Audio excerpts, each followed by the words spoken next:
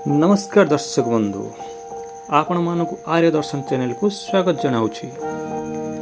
आज मुझे एमती जड़े महापुरुषों जीवन विषय आलोचना करने को जाऊँगी जी कि एकाधार जड़े दार्शनिक, विशिष्ट शिक्षाविद, सुनामधन्य कवि, गीतिकार, साहित्यकार, चित्रकार एवं नाट्यकार मध्य थे।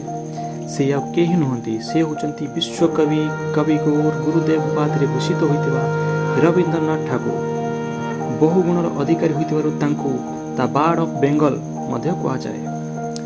चलंतु आरंभ करिबा रवींद्रनाथ ठाकुर जीवनी, संघर्ष, अवदान और देशप्रेम पर। रवींद्रनाथ ठाकुर 1861 मसीहा मे 7 तारिख में कोलकाता सहर जोड़ाशंख एक बंगाली परिवार जन्मग्रहण करते एवं 80 वर्ष बयस अर्थात 1941 मसीहा अगस्ट 7 तारिख में से हत्याम त्याग करते। रवींद्रनाथ ठाकुर पिता नाम था देवेंद्रनाथ ठाकुर, माता थे शारदा देवी एवं मृणालिनी देवी तांकर पत्नी थे। रवींद्रनाथ ठाकुर 13 जन भाई और भौणी थे, जहाँ मध्यरु से थे सबुठारु छोट थिबा बयस से तांको माँ को हराई बसी थे। पिता कार्यव्यस्तता कारण लालन पालन दायित्व घर चाकर मान द्वारा ही करा जाता। ठाकुर शिक्षा विषय में कहवाक गले बाल्य शिक्षा ग्रामर चाटशाली नाम लिखा जाता। ठाकुर चाटशाली शिक्षा को ग्रहण करने को कुंठाबोध करुले, जहाँफल बड़ भाई शिक्षादान दायित्व नहीं।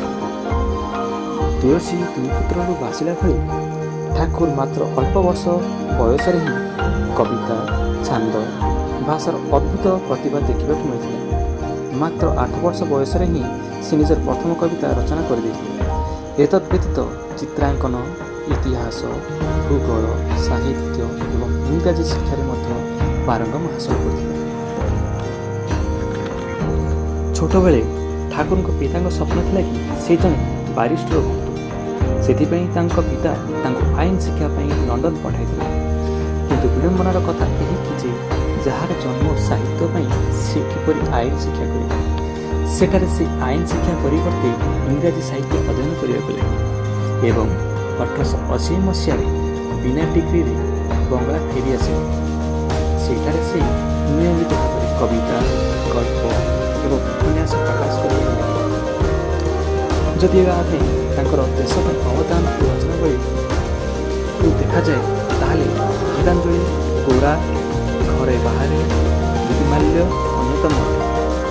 गीतांजलि 1913 मसीहा से साहित्य नोबेल पुरस्कार पाई। एतद्व्यतीत द्वारा रचित भारत जनगणना एवं बांग्लादेश आमर सोनार बांग्ला जातीय संगीतर मान्यता पाई। यह रवींद्रनाथ ठाकुर किछिटा गुरुत्वपूर्ण विषय आलोचना।